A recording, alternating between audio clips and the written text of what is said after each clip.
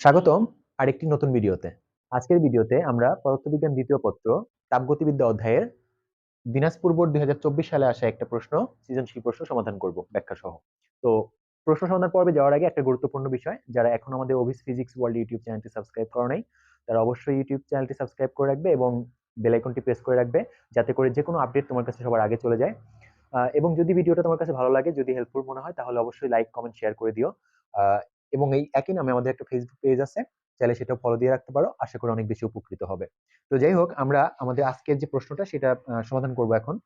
দেখো, আমি বরাবরের মতো প্রশ্নটা বোর্ডে লিখে রাখছি। এখানে বলছে যে চিত্রে এখানে একটা পাত্র আছে, এই পাত্রের মধ্যে একটা গ্যাস আছে, গ্যাসটা কি গ্যাস আমার জানা নেই, ওনারা দেয়নি। তো এখানে গ্যাসটার পরিমাণটা আছে 2 মোল এবং টেম্পারেচারটা জাস্ট দেয়া আছে 30°C টেম্পারেচার দেয়া আছে। এখন এখানে বলছে চিত্রে গ্যাসের চাপ প্রথমে ধীরে দ্বিগুণ করা হলো। মানে গ্যাসের চাপটা এখানে কিন্তু নেই, কিন্তু গ্যাসটা যাই ছিল চাপটা আগে, যেটাই থাকুক না কেন, তাকে দ্বিগুণ করা হয়েছে। তোমরা একটা কথা মনে রাখবা, যখন কোনো একটা রাশিকে দ্বিগুণ বা 3 গুণ করা হয়, বা যে কোনো একটা গুণ করা হয়, এত গুণ তত গুণ করা হয়, কিন্তু আগেরটা দেয়া না থাকে, তখন কিন্তু আমরা আগেরটা ধরে নিই। তো আমরা এরকম করে লিখবো যে পি ওয়ান ইকুয়াল টু কত, পি। তাহলে P two is equal to কত, 2p। এটা হবে, মানে আগেরটা আমি ধরে নিব কোনো একটা কিছু, আর যেহেতু দ্বিগুণ করা হয়েছে তার মানে 2p। আর আমরা সবাই জানি যে তাপগতীয় প্রক্রিয়া কিন্তু চারটা: একটা সমষ্ট প্রক্রিয়া, একটা রুদ্ধতাপীয় প্রক্রিয়া, একটা সমচাপ প্রক্রিয়া, একটা সমায়তন প্রক্রিয়া। তো এইখানে কিন্তু আমরা জানি সবাই যে যখন ধীরে ধীরে কোনো গ্যাসের চাপকে দ্বিগুণ করা হয়, বা ধীরে ধীরে কোনো গ্যাসের চাপটাকে পরিবর্তন করা হয়, বা গ্যাসের আয়তনটাকে পরিবর্তন করা হয়, তখন কিন্তু এটা কোন প্রক্রিয়া হয়? সমষ্ট প্রক্রিয়া। তার মানে এখানে যে প্রক্রিয়াটার কথা বলা হয়েছে যে গ্যাসের চাপ প্রথমে ধীরে দ্বিগুণ করা হয়, এটা আসলে সমষ্ট প্রক্রিয়া। পরে দ্রুত 3 গুণ করলে, পরে এই যে দ্রুত করা হয়েছে, এই দ্রুত যখন করবা, গ্যাসের চাপ বা তাপমাত্রা বা আয়তন যখন তুমি দ্রুত পরিবর্তন করবা, 2 গুণ 3 গুণ বা হোয়াটএভার কোন একটা পরিবর্তন করবা, তখন কিন্তু সেটা রুদ্ধতাপীয় প্রক্রিয়া হয়ে যাবে। তার মানে এখানে দুইটা প্রক্রিয়ার কথা বলা হয়েছে। প্রথম প্রক্রিয়াটা হচ্ছে চাপ ধীরে দ্বিগুণ করা হয়েছে, তার মানে পি ওয়ান হচ্ছে পি, পি টু হচ্ছে 2p। এটা, এই প্রক্রিয়াটা হচ্ছে সমষ্ণ প্রক্রিয়া হবে, এটা হচ্ছে সমষ্ণ প্রক্রিয়া। আর পরে হচ্ছে পি ওয়ানটা পি, আর পরে দেখো যে এবং পরে দ্রুত 3 গুণ করা হয়, তো P two is equal to কি, 3p। এটা কোন প্রক্রিয়া? এটা হচ্ছে রুদ্ধতাপীয় প্রক্রিয়া, দ্রুত যেহেতু করা হয়েছে। আচ্ছা, এবং এখানে বলছে যে গুণ করলে পরে দ্রুত 3 গুণ করলে তাপমাত্রা পাওয়া গেল কত, 197.83°C। তার মানে তাপমাত্রা আগে ছিল হচ্ছে 30°C, এখন পরে হয়েছে কত, 197.83°C। এবং পাত্র জাহি কি আচ্ছা, তারপরে বলছে জাহিন, জাহিন নামে একটা ছেলে দাবি করলো পাত্রের গ্যাসটি হিলিয়াম। এই হচ্ছে ওরা বলছে।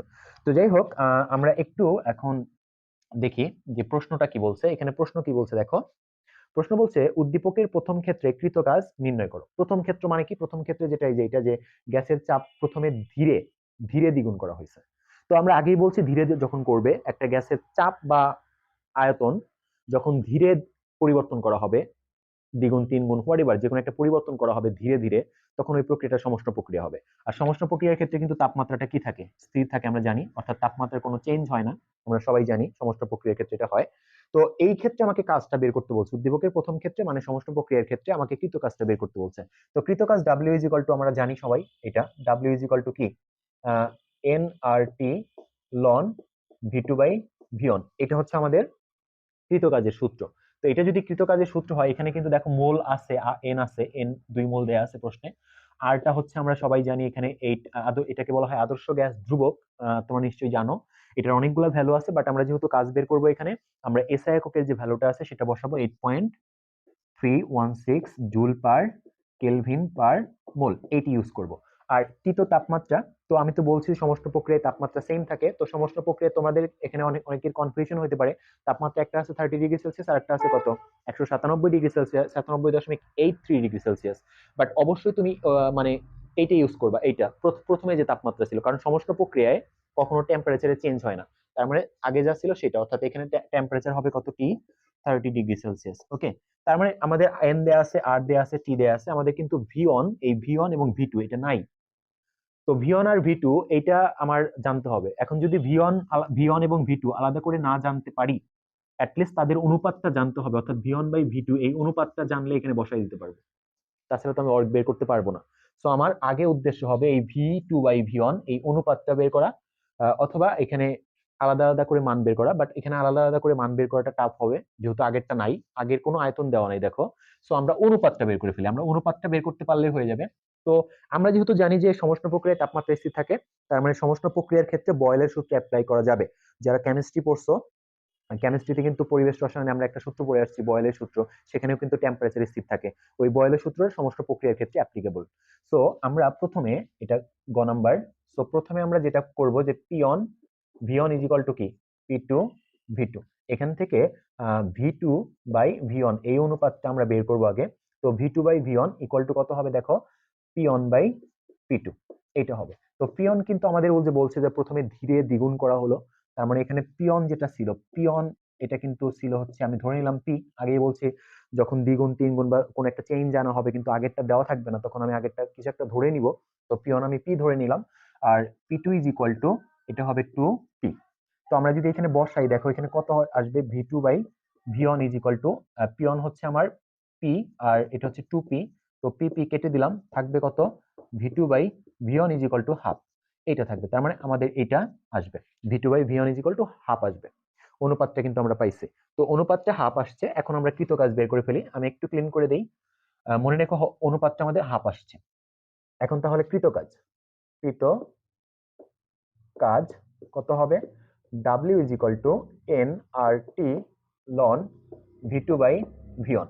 তো এখানে এন কত, এন হচ্ছে 2 ইন্টু আর হচ্ছে 8.316 ইন্টু তাপমাত্রা হচ্ছে 30°C। এটাকে আমি কেলভিন করব। আমরা জানি ডিগ্রি সেলসিয়াস থেকে কেলভিন করতে 273 যোগ করতে হয়। তো এখানে যদি যোগ করি, 273 যোগ হচ্ছে তোমার হলো 30, এটার সাথে যোগ করলে 303 কেলভিন হবে। তার মানে 303 kelvin into ln V two by V one, এই অনুপাতটা কিছুক্ষণ আগে আমি পাইছি, সেটা হাফ পাইছিলাম। ওকে, সো আমি যদি এখন ক্যালকুলেশনটা করি কত আসে দেখো। তো এখানে প্রথমে লন হাফের মান বের করে ফেলি, লন 0.5, এটা আসছে -0.693, এটার সাথে আমি গুণ করব হচ্ছে 303, 303 গুণ করব, দেন হচ্ছে এটার সাথে গুণ করব হচ্ছে 8.316 ইন্টু এটার সাথে গুণ করব হচ্ছে 2। তো এটা যদি গুণ করে দেই আমাদের কিন্তু ওয়ার্কটা কত আসে দেখো, ওয়ার্কটা আসতেছে তোমাদের মাইনাস, এখানে আসতেছে মাইনাস মাইনাস 3493.312 জুল। এখন তুমি বলবা ওয়ার্ক এখানে নেগেটিভ আসলো কেন? ওই যে যেহেতু চাপ বাড়াইছি আমি, তার মানে আয়তন সংকোচন হয়েছে, আয়তন সংকোচন হলে কাজটা কিন্তু আমাদের নেগেটিভই চলে আসবে। ঠিক আছে, ওয়ার্কটা আমাদের কি আসবে, নেগেটিভ আসবে। ওকে, আশা করি এইটুকু ক্লিয়ার, আশা করি সবাই এটা ক্লিয়ার। তো এখানে কিন্তু ওয়ার্কটা আমাদের নেগেটিভ চলে আসবে, এই জন্য নেগেটিভ আসছে, নাথিং এলস। আবারও বলতেছি, যখন তুমি চাপ বৃদ্ধি করবা মানে আয়তন কমাবা, চাপ বৃদ্ধি মানে তো আয়তন কমানো, তখন কিন্তু ওয়ার্কটা নেগেটিভ আসবে। তো এই হচ্ছে আমাদের গ নম্বর প্রশ্নের অ্যান্সার। ওকে, আশা করি ক্লিয়ার। এরপরে আমরা হচ্ছে এর পরের প্রশ্নটা দেখবো। দেখো আমি একটু আবার হিসাবটা দেখি ঠিক আছে কিনা, হিসাবটা একটু দেখে নেই আমি। আচ্ছা, ওকে ওকে ঠিক আছে। দেখো, ওকে, এই হচ্ছে আমাদের ওয়ার্ক। তো নেগেটিভ কেন আসছে এটা বলে দিছি। এখন পরের প্রশ্নে চলে যাচ্ছে আমরা। দেখো এর পরের প্রশ্নটা আমরা দেখি। দেখো ঘ নাম্বার প্রশ্নে বলছে উদ্দীপকের জাহিন, এই যে জাহিন কিন্তু একটা দাবি করছিল, ও বলছিল জাহিন দাবি করলো পাত্রের গ্যাস হিলিয়াম। উনি বলতে চাচ্ছিল যে পাত্রের গ্যাসটা যেটা নিয়েছিলাম ওটা কি গ্যাস সেটা বলে নাই, বাট উনি বলার চেষ্টা করছিল, দাবি করছিল যে এটা হিলিয়াম গ্যাস। তো ওইটাই আমাকে বলছে যে উদ্দীপকের জাহিনের যে দাবিটা ছিল সেটা সঠিক ছিল কিনা গাণিতিকভাবে বিশ্লেষণ করতে বলছে। তো দেখো একটা গ্যাস আইডেন্টিফাই করার কিন্তু অনেকগুলো ওয়ে আছে, যেমন আণবিক ভর বের করার মাধ্যমেও কিন্তু আমরা আমরা কি করতে পারি, আইডেন্টিফাই করতে পারি। তো হিলিয়ামের আণবিক ভর হচ্ছে 4। তো আমরা যদি আণবিক ভরটা বের করে ফেলতে পারি তাহলেই কিন্তু ইয়া করা যাবে। কিন্তু এখানে প্রবলেম হচ্ছে আণবিক ভর বের করতে গেলে আমাদের কিন্তু আণবিক ভরের সূত্র আছে এইটা, যেমন ডাব্লিউ বাই এম, তার মানে M is equal to W by N. N আছে কিন্তু ডাব্লিউ নেই, তার মানে এটা দিয়ে করা যাবে না। আবার এখান থেকে বের করা যায় PV equal to W by M R T, অর্থাৎ এন এন যেটা এনআরটি, এখানেও কিন্তু আমাদের এই ডাব্লিউটা নেই। তার মানে এখানে এগুলা হবে না, এগুলা দিয়ে হবে না। তো অন্য কোনো ওয়েতে যাইতে হবে। এই অন্য কোনো ওয়েটা কি দেখো, আমরা কিন্তু যেহেতু এখানে তাপগতিবিদ্যা নিয়ে কথা বলতেছি, আমরা কিন্তু জানি যে গামার ভ্যালু, এই যে গামার ভ্যালু 1.67 হয় এক পারমাণবিকের জন্য, এক পারমাণবিক। আর হিলিয়াম কিন্তু একটা এক পারমাণবিক গ্যাস, ঠিক আছে, নিষ্ক্রিয় গ্যাস, এক পারমাণবিক। আর গামার মান 1.4 হয় কখন, দ্বিপারমাণবিক গ্যাসের জন্য। গামার মান 1.33 হয় কখন, বহু পারমাণবিক গ্যাস। এটার জন্য, ঠিক আছে। তো দ্বিপারমাণবিক গ্যাসের জন্য হয় 1.4, ওকে। এক পারমাণবিক গ্যাসের জন্য হয় 1.67। তো আমরা যদি 1.67 পেয়ে যাই তাহলে কিন্তু ওর কথা ঠিক আছে। হিলিয়ামটা, কারণ হিলিয়ামের জন্য কিন্তু 1.6 হবে, হিলিয়াম সহ যত নিষ্ক্রিয় গ্যাস আছে। তো 1.6 পাইলে হিলিয়ামটা মেনে নেওয়া যায়, ঠিক আছে, ওকে। তো আমরা দেখি গামার ভ্যালুটা, আমি আবারও ক্লিয়ার করতেছি, আণবিক ভর বের করে করা যাইতো, বাট আণবিক ভর বের করে করার মতো ওয়ে আমার কাছে নাই। আণবিক ভর বের করে করতে পারলে সবচেয়ে বেস্ট হইতো, বাট সেটার মতো বের করার জন্য আমার যে প্রয়োজনীয় ডেটা সেটা আমার কাছে প্রশ্নে দেয়নি।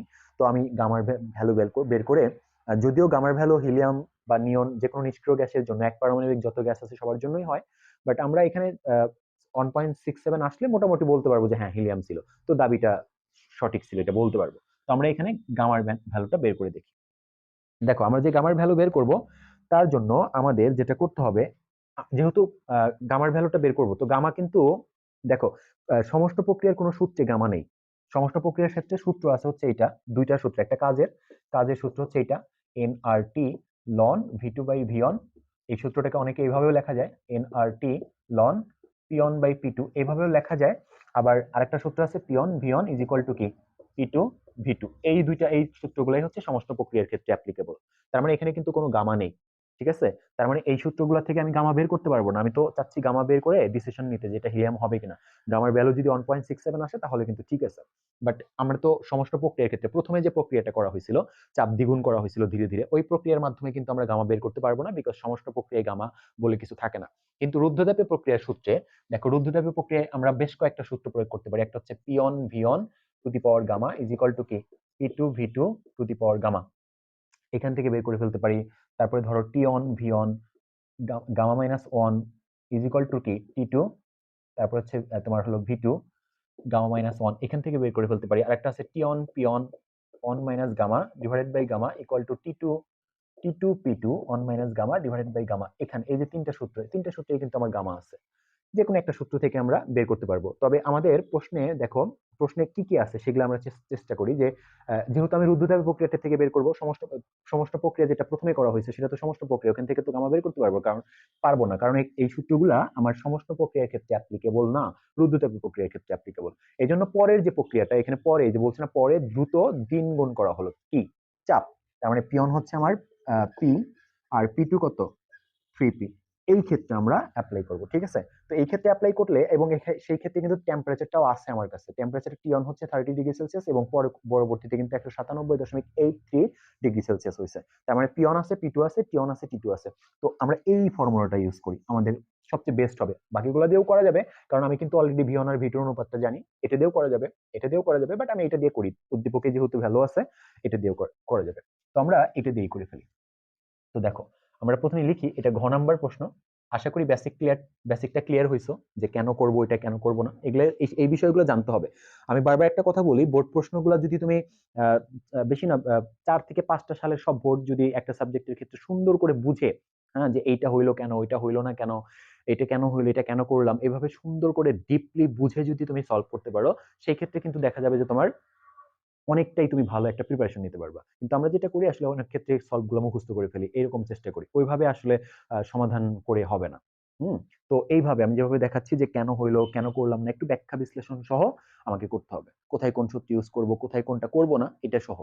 তো যাই হোক, আমরা এখানে এই সূত্র দিয়ে করে ফেলি। টিয়ন তোমার হচ্ছে P one one minus gamma divided by gamma is equal to কি, এই পাওয়ারটা পিয়নের উপরে আছে, এবং T2P2 one minus gamma divided by gamma, এখান থেকে। তো এখানে কিন্তু টিয়নটা কত, এই যে টিয়ন, আমি বের করব কি গামার ভ্যালু বের করব, তো আমি এখানে টিয়ন আর এই T2টা এই পাশে নিয়ে আসলাম, T2, আর এখানে P2 বাই পিয়ন, এখানে হচ্ছে one minus gamma divided by কি গামা। এরপরে এখানে টিয়ন T2 এটা থাকলে, দেখো এখানে টেম্পারেচার কিন্তু টিয়ন কত ছিল আমাদের 30°C, মানে হচ্ছে 303, আর যেটা হচ্ছে 197.83, ওইটার ভ্যালুটা আমরা একটু বের করে নেই, যে 197.83 যোগ হচ্ছে তোমার কত 273, এটা আছে 470.83 আসে। তো 470.83 ইজ ইকুয়াল টু, এখানে কিন্তু P2 এর ভ্যালু কত, যে রুদ্ধতাপীয় প্রক্রিয়া নিয়ে কথা বলতেছি আমরা, দ্বিতীয়টার ক্ষেত্রে দেখো দ্রুত 3 গুণ করা হয়েছে, তার মানে পি অন ছিল পি, আর ওইটা ছিল 3P, তাই না। আর one minus gamma divided by gamma, তো এখানে পিপি কাটা হইলো, ঠিক আছে। পিপি কাটলে কত থাকবে আমাদের এখানে, আর এইখানে কত আসে দেখো, এইখানে হচ্ছে আমাদের, আমি 303 কে একটু ভাগ করি। 303 ভাগ হচ্ছে তোমার হলো 470.83, এটাকে ভাগ করলে আসবে 0.6, 0.6435, 0.6435, আচ্ছা 3, আমি 4 লিখি, 644 লিখি, ইজ ইকুয়াল টু এখানে 3 টু দি পাওয়ার আমার কত আসতেছে 1 minus gamma divided by gamma. তো আমি তো গামার ভ্যালুটা বের করবো, তাই না? গামা কিন্তু পাওয়ার হিসেবে আছে। আমরা যে জিনিসটার মান বের করতে চাই, যে চলকের মানটা বের করতে চাই, সেটা যদি কোনো কিছু পাওয়ার হিসেবে থাকে, তাহলে আমরা লন নেই, দুই পক্ষে লন নিয়ে ওই পাওয়ারটাকে নিচে নামায় নিয়ে আসি। এই জন্য আমরা উভয় পক্ষে এখানে লন নিতে পারি। লন নিলে এখানে কি হবে, ln 0.644 is equal to ln 3 to the power 1 minus gamma divided by কত, গামা। তো এরপরে এখানে দেখো এই ভ্যালুটা আমরা বের করব, এটা লন বের করে ফেলি। তো আমার হচ্ছে লন আনসার, এটা হচ্ছে মাইনাস, এটা আসবে 0.44 ইজ ইকুয়াল টু, এই পাওয়ারটা এখানে 1 minus gamma divided by gamma. এখানে কিন্তু লন 3 এর ভ্যালুটা কত আমরা একটু দেখি। লন 3 এটার ভ্যালু আসবে হচ্ছে 1.0986, এটা আসতেছে।